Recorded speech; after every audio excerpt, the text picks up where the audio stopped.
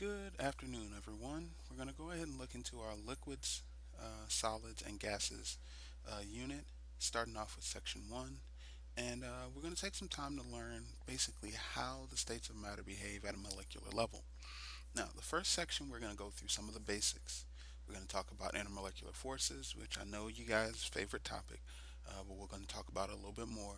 And also, that's going to lead us to talk about what we call the kinetic molecular theory. So, let's jump into it. These are the basic things that I'm going to need you to understand by the end of this. It may seem daunting at the moment, but I believe that we'll be able to work our way through it so that you'll understand. But you have to stick with me. You have to stick with me. So let's begin. We've heard the term intermolecular forces before when we spoke about covalent bonding. These are the forces that attract molecules to one another. Now, this is based on how equally or unequally the electrons are going to be shared within the molecule.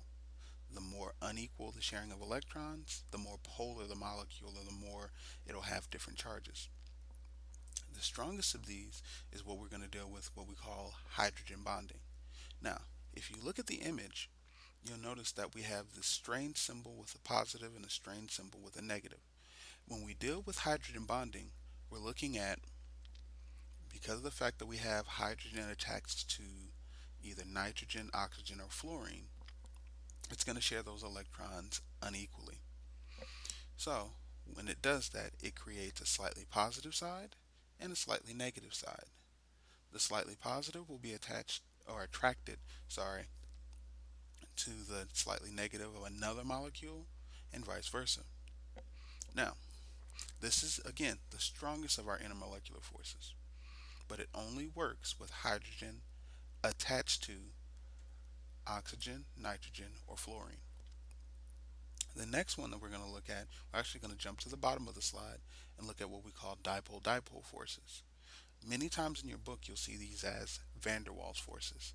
They're fairly weak interactions, but these also occur with polar molecules, but they're just not limited to hydrogen and the other big three. Last but not least, we'll deal with what we call London dispersion forces. These are the weakest of our forces. So we want to make sure that we are keeping in mind that these are going to happen with our nonpolar molecules, and they're going to be based on the size of the molecule as well. The larger the molecule or atom, the stronger the forces will be. The weaker will be based on the smallest atoms or molecules overall. Now, as we look at how these are going to play into our gas and particle movements, we need to start looking at what we call the kinetic molecular theory. Now, to understand these interactions, this theory was sort of developed and is made off of three statements or assumptions. The first is that the particles that we're dealing with are small, hard spheres with negligible volume, meaning they're small and they don't take up much of the space inside the actual container. The next is that the movement or the motion is rapid, constant, and random, meaning I can't set a certain pattern and say this is exactly how it works. It doesn't exactly go that way. And last but not least, all the collisions that occur between the particles are perfectly elastic, meaning that there are no attractions between them. Now, when we look at this, most of you are probably thinking, well, there shouldn't be any attractions anyway. Well, let's take a moment and look at our animation and let's see if we can find out why we say this. Now, if we're taking a look at each of these as we're looking at the gas phase, pay attention very closely to what's happening with each of our particles. As they come close together, we're having some that begin to stick together, or they hold on to each other for just a few moments and then they're knocked loose. This is with neon. Now, neon we know is a noble gas, so it doesn't form any bonds, so it's going to be nonpolar overall. But we still have these attractions that happen. This is what we're trying to get rid of with the kinetic molecular theory. We assume that when each of these things will collide with each other, that they're going to bounce off each other without transferring any energy or without being attracted. As we look at things that are more polar, like our water molecules here, we start to see that this occurs a lot more. There are a lot more clusters of particles that are bumping into each other but sticking together. This is because they have stronger intermolecular forces. This is what you're seeing here in the container. Each of these are colliding with each other, but when they do, there's no transfer of energy. And because of that, the particles are allowed to move in a random motion or a random pattern. Now, how does this all relate to pressure? When we look, sorry, when we look at the particles colliding, when we increase the number of them that are colliding with the container, this is what creates pressure. It's the same way as if we were to play dodgeball and four people were to gang up on one person or throwing it into one area of the gym. When it gets close or when it hits that person, they'd feel a lot of pressure coming from each of the balls. But if we were to have, say, they threw it into the general area of the gym and it hit at different points on the wall, the pressure would seem very, very small. Even though we'd have the same people with the same amount of strength, because of the fact that the energy or the force is applied over a wider area, a larger area, less pressure is applied.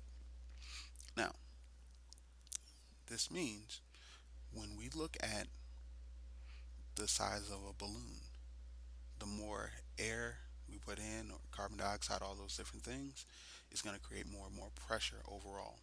Later on, we're going to see how that actually can be manipulated and changed. Now, when we deal with atmospheric pressure, that's the stuff that's pushing down on us right now. And we usually use this thing called a barometer to figure out what this pressure is. Now, as you can see from the image, the barometer is basically a dish filled with mercury in a tube. The higher the amount of pressure, say at sea level, which we are at about for Orlando, the higher the pressure is going to be, or the higher the mercury rises in the tube. If we look at the top of Mount Everest or high mountains anywhere, notice that the pressure is much lower. Because of the fact that we have less pressure, we're going to get different readings. This is why also you find some people when they go hiking in the mountains, they have to prepare because it's less oxygen or the pressure isn't as great, and so their body responds a different way. Overall, we're going to look at these units that we call the Pascal. This is the SI unit for pressure. Now, last thing we need to look at is we need to look at temperature. When we look at our phones and everything, we always have this sort of idea of how things work. We look at it and we see 97 degrees Fahrenheit. In Florida during the summer, that's the normal, or 70 degrees Fahrenheit. But what does that actually mean? Around the world, in Canada and in Europe and all these other countries, they use Celsius, but we use Fahrenheit. What's the difference? Well, Celsius is based on just the boiling and freezing point of water. So 0 degrees is where water freezes, 100 degrees is where it boils. Fahrenheit is very similar, although it's made where we have a mixture of salt and water, and where we can get that actually down to freezing is what they called 0 degrees Fahrenheit. Now, from there, we were able to determine that the freezing point of water relative to that is going to be about 32 degrees, and the body temperature is about 96 or 97 degrees. But each of these is based on water in some way, shape, or form. In 1848, William Thomson, or Lord Kelvin as you'll hear him for future references, realized that we needed a situation where we can tell the particle movement for a gas that doesn't have a volume. Now, if it doesn't have a volume, how do we actually figure it out?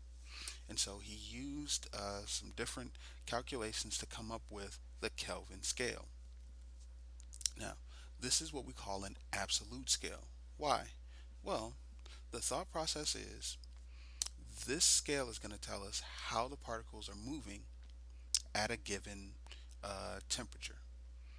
If we can get it all the way down to zero, if you've heard the term absolute zero, this is where it comes from. This should be the point where all particles and their motion cease. Everything stops and just freezes. So this would be a situation where we have no volume. So this scale we can easily convert to it looking at a simple thing as adding 273 to our degrees in Celsius. I won't usually give you any problems that are in Fahrenheit for you to have to convert, but you do need to know the conversion between Celsius and Kelvin because you're going to see these both in our calculations in the next part. Now, this is where we're going to wrap things up. I want you to take some time, review your notes, make sure everything is as clear as possible.